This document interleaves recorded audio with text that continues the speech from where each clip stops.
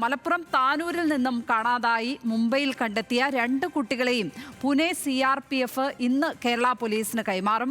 വിമാനമാർഗം മുംബൈയിലേക്ക് പോയ താനൂർ പോലീസ് ഉച്ചയോടെ പൂനെയിൽ എത്തും.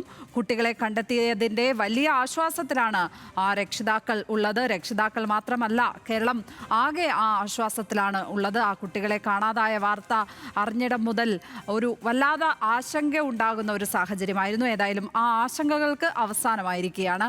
ശാന്തകുമാർ വെള്ളാലത്ത് ഇപ്പോൾ കൂടുതൽ വിവരങ്ങളുമായി ചേരുകയാണ്. ശാന്തകുമാർ, കുട്ടികളെ കണ്ടെത്തിയതിൽ വലിയ ആശ്വാസം തന്നെയാണ്. ഇവരെ എപ്പോഴായിരിക്കും കേരളത്തിലേക്ക് എത്തിക്കുക?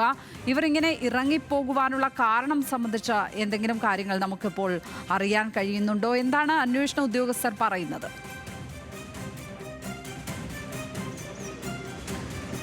ബുധനാഴ്ച ഉച്ചയ്ക്കാണ് ഈ കുട്ടികൾ വീട്ടിൽ നിന്നും പരീക്ഷയ്ക്ക് ഇറങ്ങിയ കുട്ടികൾ ട്രെയിൻ കയറി മുംബൈയിലേക്ക് പോകുന്നത്.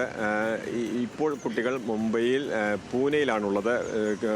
പോലീസ് RPF ആണ് അവരിപ്പോൾ പൂനെയിലേക്ക് മാറ്റിയിരിക്കുന്നത്. കേരള പോലീസ് ഏകദേശം 1 മണിക്കൂറിനകം പൂനെയിലെത്തും. പൂനെയിലെത്തിയ ശേഷം അവിടെ നിന്നും ഈ കുട്ടികളെ ഏറ്റുവാങ്ങി തിരിച്ച് കേരളത്തിലേക്ക് വരുന്ന നടപടിക്രമങ്ങൾ പൂർത്തിയാക്കും. ഇന്ന് തന്നെ അവിടെ നിന്ന് മുംബൈയിൽ നിന്ന് തിരിക്കാൻ തന്നെയാണ് കേരള പോലീസ് ഉദ്ദേശിച്ചിരിക്കുന്നത്. അതിനുള്ള തയ്യാറെടുപ്പുകളാണ് അവർ നടത്തുകയും ചെയ്തിരിക്കുന്നത്. ഇന്ന് പുലർച്ചെ 1:30 ഈ കുട്ടികളെ 2 പേരെയും ലോണാവാല സ്റ്റേഷനിൽ വെച്ച് ചെന്നൈ മുംബൈ എക്സ്പ്രസിൽ നിന്നും CRPF കാണുകയും അവരെ അവിടെ ഇറക്കി നേരെ പൂനെയിലേക്ക് കൊണ്ടുപോവുകയും ചെയ്യുന്നത്. ഇവർ മറ്റ് പ്രശ്നങ്ങളൊന്നുമില്ല, ആരോഗ്യപരമായ മറ്റ് പ്രശ്നങ്ങളോ അല്ലെങ്കിൽ മറ്റ് ബുദ്ധിമുട്ടുകളോ ഒന്നുമില്ല എന്ന് തന്നെ കുടുംബാംഗങ്ങളോട് പറഞ്ഞിട്ടുണ്ട്. ഇന്ന് അവരുടെ രക്ഷിതാക്കളുമായി സംസാരിക്കുമ്പോഴും അവർ പറഞ്ഞത് അവർ വീഡിയോ കോളിൽ സംസാരിച്ചിരുന്നു. മറ്റ് ബുദ്ധിമുട്ടുകൾ ഒന്നുമില്ല എന്ന് തന്നെയാണ്. അതിൽ ഒരു കുട്ടിക്ക് ചില ആവശ്യങ്ങളുണ്ടായിരുന്നു വീട്ടിൽ അത് രക്ഷിതാക്കൾ നൽകാത്തതാണ് ഇങ്ങനെ ഒരു പിണങ്ങി പോകുന്നതിനുള്ള കാരണമായത് എന്നാണ് രക്ഷിതാവും പറയുന്നത്. കാരണം മുടി സ്ട്രെയിറ്റൻ ചെയ്യണം, ജീൻസ് ധരിക്കണം, അത്തരം കാര്യങ്ങൾ വീട്ടിൽ നിയന്ത്രണങ്ങളുണ്ടായിരുന്നു.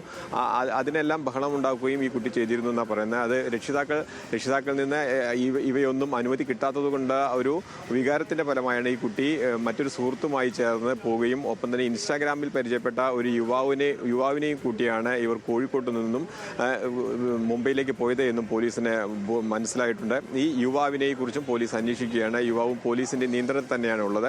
യുവാവിൻ്റെ ഫോണിലേക്കായിരുന്നു ഈ പെൺകുട്ടികൾ നിരന്തരം ഫോൺ ചെയ്തിരുന്നത്. അവയെല്ലാം കണ്ടെത്തി തന്നെയാണ് പോലീസ് ഇപ്പോൾ ഈ കുട്ടികളെ കണ്ടെത്തുന്ന ഒരു സാഹചര്യത്തിലേക്ക് എത്തിയത്. എന്തായാലും കേരള പോലീസ് ഇന്ന് തന്നെ ഈ കുട്ടികളുമായി പൂനെയിൽ നിന്ന് കേരളത്തിലേക്ക് തിരിക്കുമെന്നാണ് അറിയുന്നത്. അത് വിമാനമാർഗമാണോ ട്രെയിൻ മാർഗമാണോ എന്ന് തന്നെ വ്യക്തത ആയിട്ടില്ല.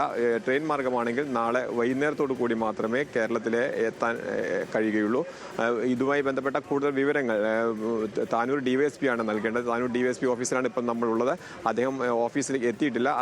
അദ്ദേഹം വന്നതിന് ശേഷം തുടർ നടപടികളെക്കുറിച്ച് അതിൻ്റെ കാര്യങ്ങളെക്കുറിച്ചും അദ്ദേഹം വിശദീകരിക്കുമെന്ന് തന്നെയാണ് അറിയിച്ചിട്ടുള്ളത്. ലക്ഷ്മി, കുട്ടികളെ ഉടൻ തന്നെ പൂനെയിൽ നിന്നും നാട്ടിലേക്ക് എത്തിക്കും എന്നുള്ളതാണ് ഏറ്റവും ആശ്വാസകരമായ വിവരമാണ് അവിടെ നിന്നും ശാന്തകുമാർ വെള്ളാലത്ത് പങ്കുവയ്ക്കുന്നത്.